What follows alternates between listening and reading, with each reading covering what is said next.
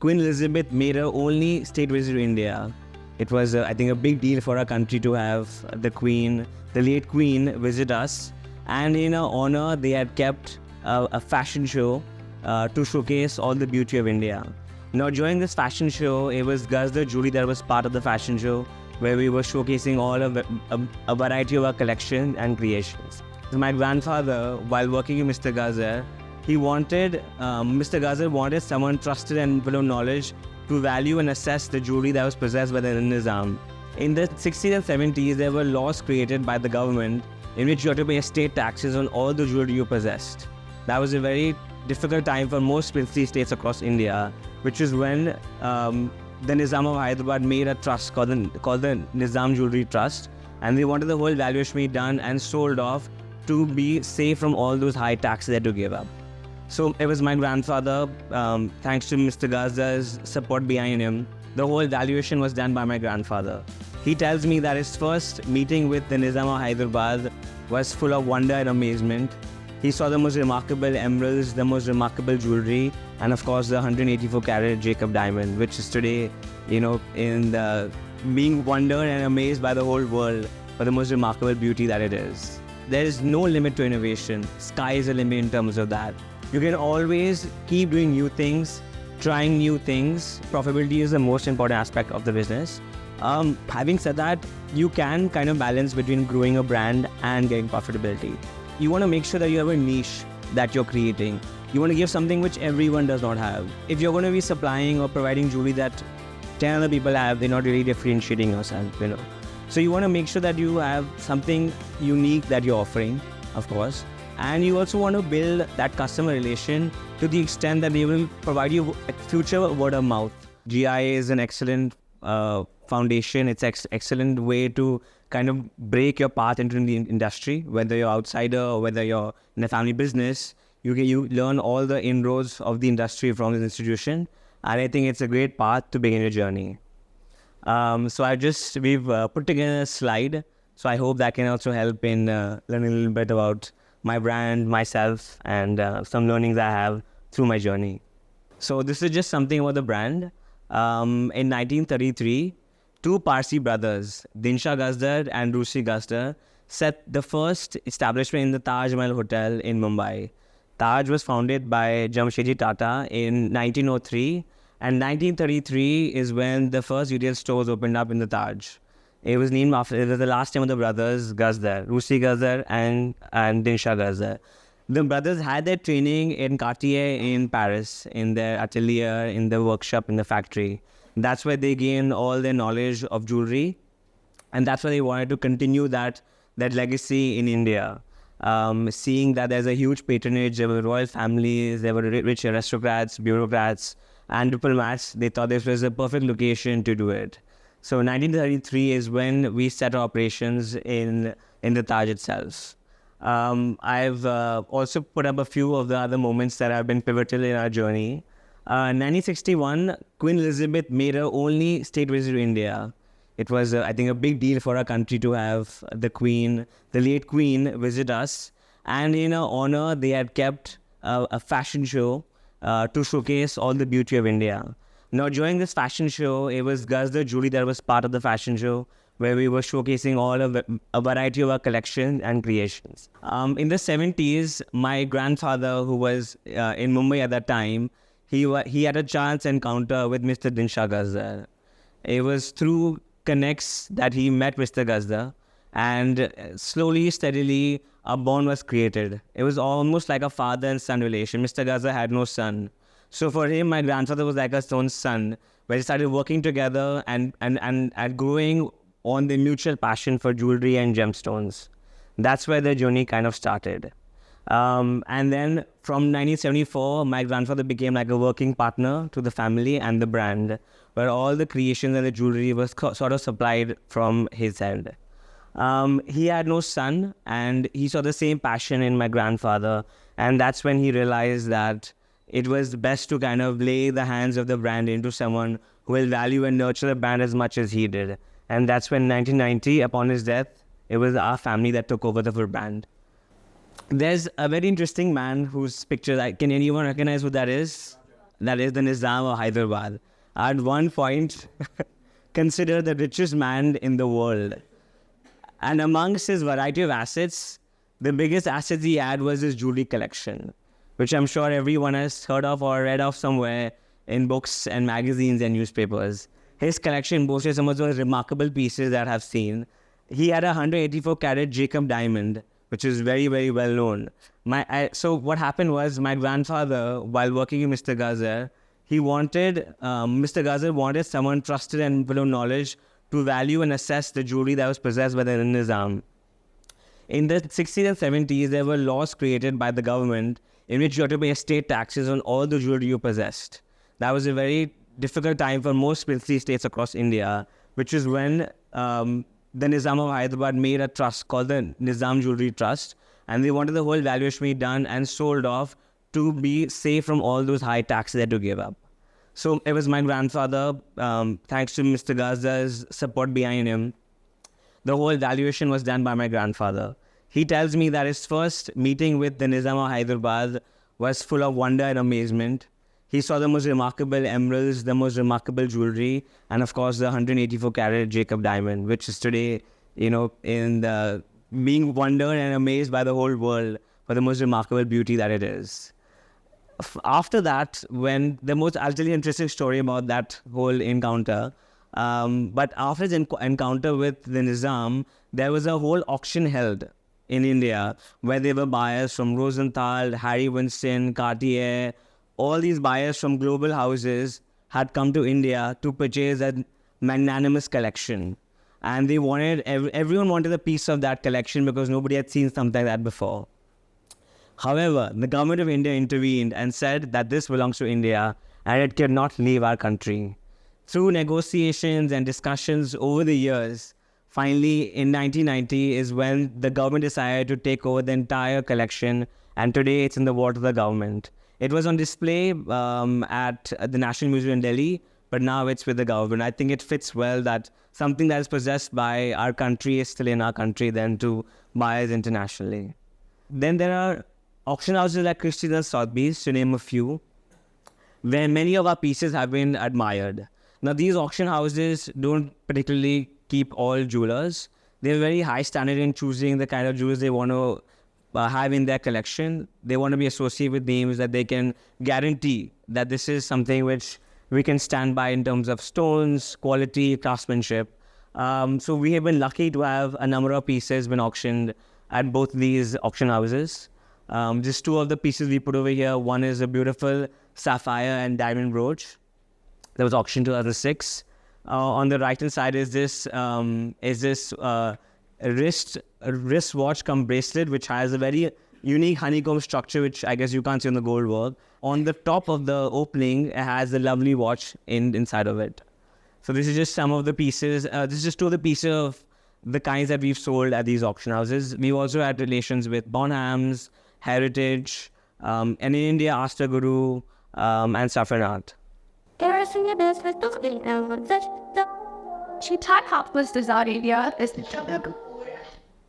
So just a small snippet of, we had the privilege of adorning Shraddha Kapoor with some of our beautiful pieces for Harper's Bazaar's October showcase. And the other pictures are some of our clients. Some of you may know, some of you may not know. We have Jessica Simpson, Oprah Winfrey. This man who's been cut is Joe Walsh from the Eagles band. And this is from October actually. September, when we had, as Mr. Kapoor said, when we had an event, Wahida Rahman kindly graced us the presence at the event. Just to showcase some of the kind of the patronage we built over the years, through global celebrities, bureaucrats, royal families, industrialists, to name a few. The next bit is I'm just going to talk about the kind of jewelry that we keep. So having a global clientele, we want to make sure that we kind of cater to every single person's needs. We want to make sure that we have jewelry that kind of stands out for everyone, and everyone can know that in Gazdar there's a home for everyone. All their needs are kind of fulfilled. So the first bit, which is the bulk of our jewelry, is our modern collection, which is basically all in-house created pieces. I'll talk a little bit more about this in the next couple of slides. And the next one is vintage. There is a huge market for pre-owned jewelry across the world. Not many brands enter that space, but if for us, we've been very lucky with collecting historic pieces like old Cartiers, old Bulgaris, the old style workmanship has been regularly being appreciated with our clients. So we've had, we actually roam around the entire world looking for these vintage pieces. Sometimes they come to us, sometimes we have to keep looking for them. And that's where our relationship with old families comes into play. A lot of old Parsi families, old estates, they want to kind of sell their old pieces and kind of buy something new, or they may want to exchange with something else, or maybe they have no offspring ahead. So that's when we purchase those old creations. We also do a traditional jarrah and temple South Indian jewelry, which is mainly based in 22 carat. Those are typically very Indian-based jewelry, and there's a very unique form in jarrah, which is at the backside they do the meenakari work, which is enameling, which was started during the Mughal era. It was actually had come from the west to India and has now made huge inroads within India. I think people who appreciate that traditional Indian jewelry, they will definitely resonate with that traditional jarrah jewelry.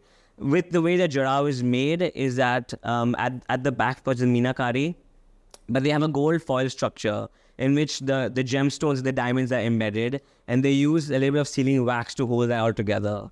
It's molded and put together in such a way that it holds the pieces really well, and you can see the artistry. We end up using jarrah in ways that which brides absolutely adore, because something which on their big day makes a big statement with jarrah jewelry. Temple-based jewelry is a very typical South Indian style jewelry where there's motifs of gods, goddesses, animals, and plants and birds, which are the motives behind this creation. The essence of this jewelry is to kind of pay homage to the kind of culture that India possesses. And we also are lucky to keep a beautiful collection of works of art. These are artifacts that we have kind of again gotten from a variety of sources, from old houses, estates again. Some interesting works that I'll talk a little bit about it is silver pieces. I think in general in India people love their metals. They love gold, silver, and platinum. But what makes silver articles more exquisite is intricate workmanship. So that's the kind of workmanship that you won't find a lot of gold pieces, but silver as a metal can do a lot more of carvings and creations with that. And silver is, pieces are created across the world, but old British silver pieces hallmarked are considered extremely difficult to find and are very rare. India also has a variety of sources. There's Kashmir in North India, where they make very beautiful silver pieces. Their motif is the trees of chinar, which is a typical tree in Kashmir, which is used as a motif in these in Kashmir-based trays and artifacts. Kutch is another one where they make a lot of old silver. They used to make a lot of old silver, and that is mainly based on high embroidery. It's based on a lot of very high craftsmanship and a very solid figures that they use. And then we also keep pieces like old porcelain. We keep glass structures, crystals. That's the kind of works of art that we keep in our store. And this is just some of the jewelry that we have. We have modern creations. We have that beautiful 10 carat natural sapphire. It's a natural Burma no heat sapphire. Beautiful, superb color, transparency. Like for that piece, we want to make sure the emphasis is on the blue stone. So we kept the design not too complicated, but we gave it an art deco charm with the side stones and the angling of the stones on the sides. These two necklaces are kind of more on floral themes. Nature is one of our biggest inspirations, so we've kind of used the gemstones in such a way that they play well with the variety of shapes of diamonds we've kind of used in these two pieces. The necklace in between them is an old Victorian piece that has a lovely, we assume between 7 to 8 carats of Colombian emerald. Again, a no oil, a very, very unique to get in that size to be set as a beautiful piece. We also have kept a beautiful jarrah necklace over here. As I mentioned, they have a very magnanimous look, and I think brides want to look that completely OTT look on their wedding day. And finally, I've kind of put, this is a hand-blown glass kind of vase. It's a hookah base. It's not to be used because it'll break if you boil anything inside it, but it's more to kind of show the kind of artistry that goes in these kind of pieces. I'm going to touch upon a little bit on design, which I spoke a little before. When we design our pieces, we think about a lot of things. But the most important thing we think about is the gemstones, the diamonds, the pearls. They are the hero of the piece. We source our gemstones from a variety of places. Our rubies come from Burma, sapphires come from Burma and Kashmir and Sri Lanka, emeralds come from Zambia and Colombia. Our main focus is to build, in our modern creations, to build on those gemstones, because we source a very high quality of gemstones, high color, high luster, high transparency. So we want to make sure that the piece does justice to these gemstones. When we sit and design our pieces, which has become a very important component as time goes and people are very, very into the design aspect of jewelry, we look at a variety of things. Wherever we go, me or my team or anyone in the family, we always look for inspirations. It could be an interesting motif on an architectural unit. It could be a flower we see, like a jasmine, or we might see a rose with a unique structure. That can also be something of an inspiration for us. We build our creations based on those ideas. It takes a lot to get that right idea, but for us, until we're not satisfied with the design, we never go to the next step. Also, we use the Art Deco. The Art Deco was a very prominent form, in the 1900s that was popularized up until now. It's a very striking form with sharp geometric lines, angular structures. The way Art Deco works is that they want to make sure that the setting is done perfectly in those angles, and that's a kind of, I think that first necklace has somewhat an Art Deco charm to it. Baguettes were used predominantly in the Art Deco period, so we've kind of used those to build on our collections as well. That's just something with the brand, and I'm going to talk a little bit about my journey. After graduating from GI in 2015 and joining my business, I knew that I had to make sure that I've been lucky to have been given such an amazing brand, and I had to make it even better and grow the brand as much as possible.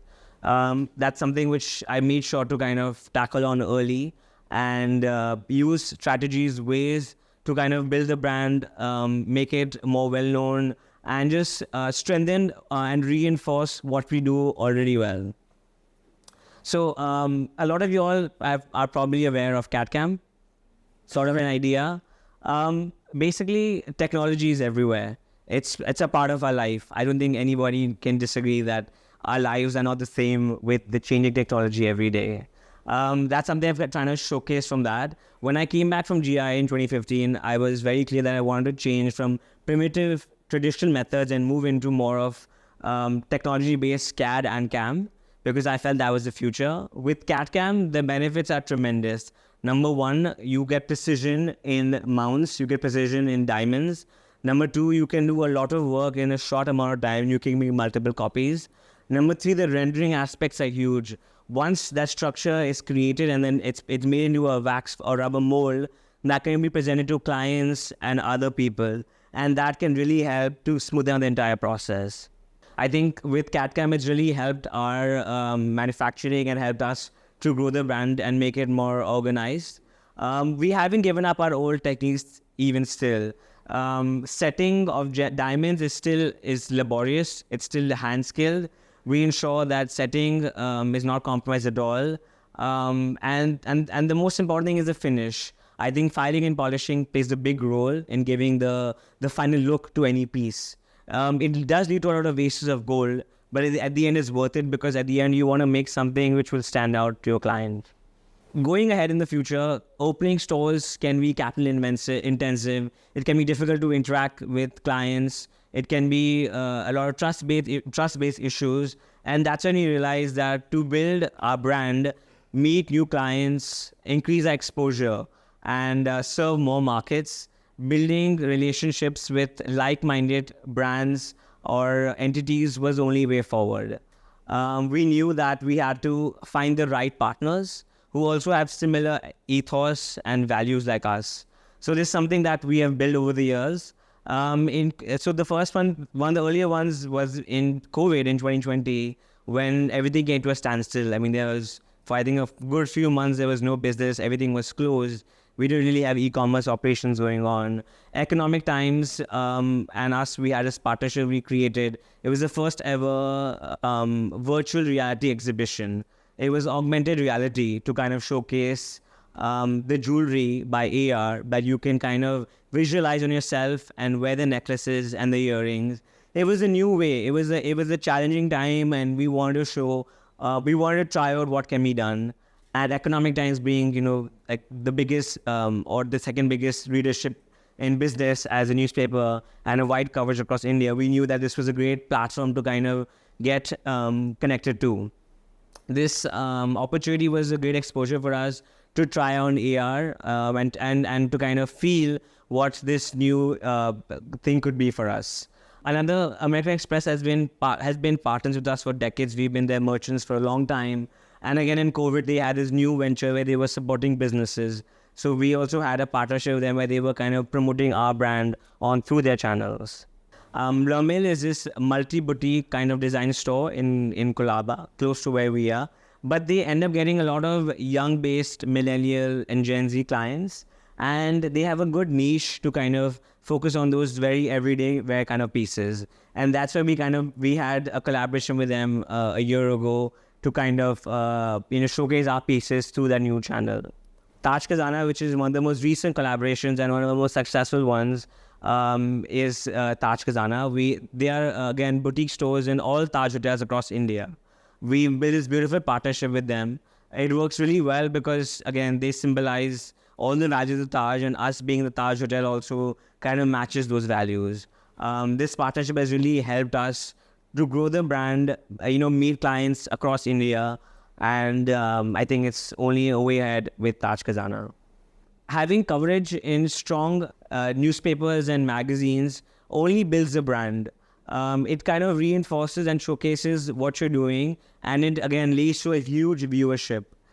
We've been lucky that we've had features or partnerships or stories with these tremendous magazines and newspapers that we've been lucky to showcase so many more stories through these newspapers. I'll talk about two of them. Financial Times is a UK-based publication with a huge readership for fashion and luxury. They did a story on Bombay. They wanted to showcase what the city has. And when they approached us, we knew that this was a great partnership because we already had a strong clientele in UK, and it really helped build the brand further. So when we built that partnership with them and their story, we knew that it was the right choice that we had taken. Another one was Hello Magazine wanted to do a feature on one or two brands, jewelry brands of India who've been there for a while and doing some tremendous work and kind of showcasing all the good pieces and the luxury and legacy behind it. We had a lovely 3-page coverage by Hello Magazine, and all in all, I was very satisfied with what the outcome was that. In 2018, we celebrated 85 years. It was a very special moment for us, and I knew that I wanted to do something special for those 85 years. We had an event in Singapore at the Marina Bay Sands. That's me, I guess, with a shorter haircut and slightly slimmer. And it was a very nice event because we launched a few collections over there.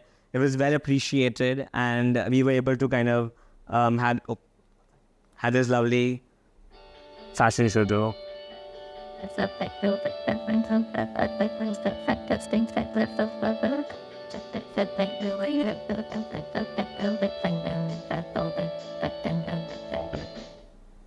And now comes to something which was mentioned a few minutes before.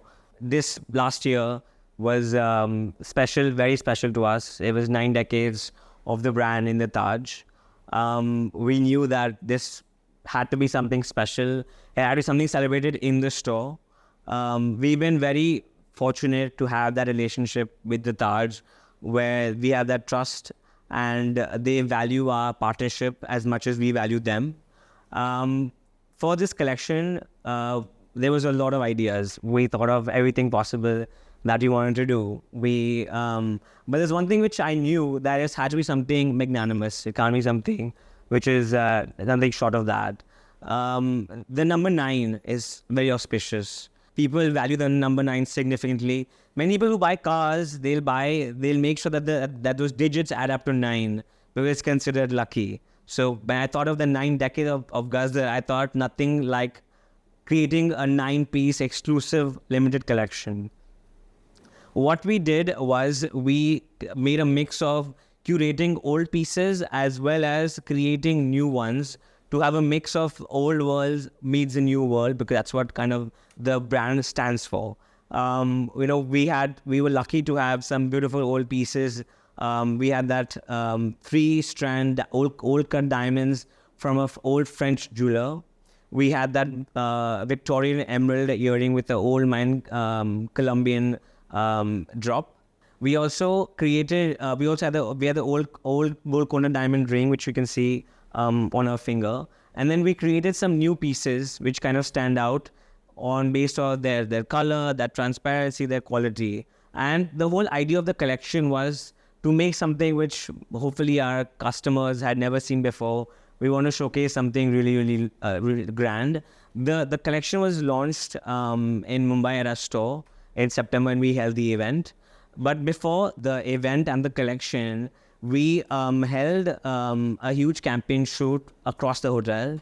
We wanted to make sure that the brand, which is kind of synonymous with the luxury and legacy of the hotel, was shot across in the hotel. We were lucky that Taj gave us permission to shoot across the hotel. We shot it at the grand staircase. We shot it in the ballroom. We shot it Aquarius by the poolside, at the Emerald Room. We choose multiple locations to kind of showcase the variety of jewelry that we had. So I've just kept a short video that you guys can hopefully enjoy.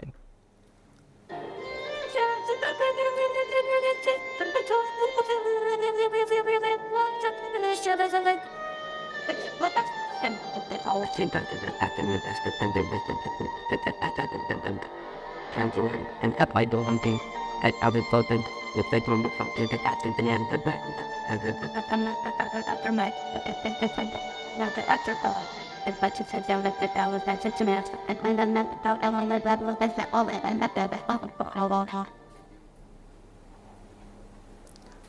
Post the event, we also kept another following succeeding event in Delhi in October to kind of build more upon our clients that are based in other cities. And finally, I want to talk about, through this almost 1 decade of my journey with the brand, I've learned a lot. I think every day is a learning experience. So just something I want to touch upon is, number one is the relationships you build. Look everyone around you, these are the people you will possibly work in the future with. These could be your suppliers, they could be your customers. It's very important that you value each other, you build these relationships, because you never know when they will come to handy for you. I was lucky to meet people from across the globe during my time at GI, and till today I still work with some of them. So build your relationships very well, value them, and make sure that these are lifelong relationships. The second thing is, there's no limit to innovation. Sky is the limit in terms of that. You can always keep doing new things, trying new things. As I spoke about previously, we tried the whole augmented reality experience, and it was a learning experience for us. It was something which a new domain for us, which we were thinking of, which we do or not. Communication and teamwork. Most of us will end up working in teams. We'll end up having, people we work with in our business. I think it's very important that we have effective communication. The right kind of message has to be transpired to whoever you work with. You want to make sure that you convey correctly to them. You want to kind of build upon the right messages conveyed.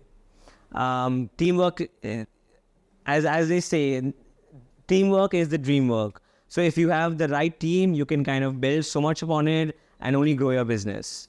I think it's very easy for one to kind of get lost in their business and, lose control. So it's very important to stay grounded and be humble. Because remember, something as someone who has achieved much more than you, and there's also somebody because of whom we are here, our family, so we have to be very humble to the fact that we've been lucky to be in this position today. Honesty is the best policy. One should never compromise on your values of being honest to yourself, to your brand.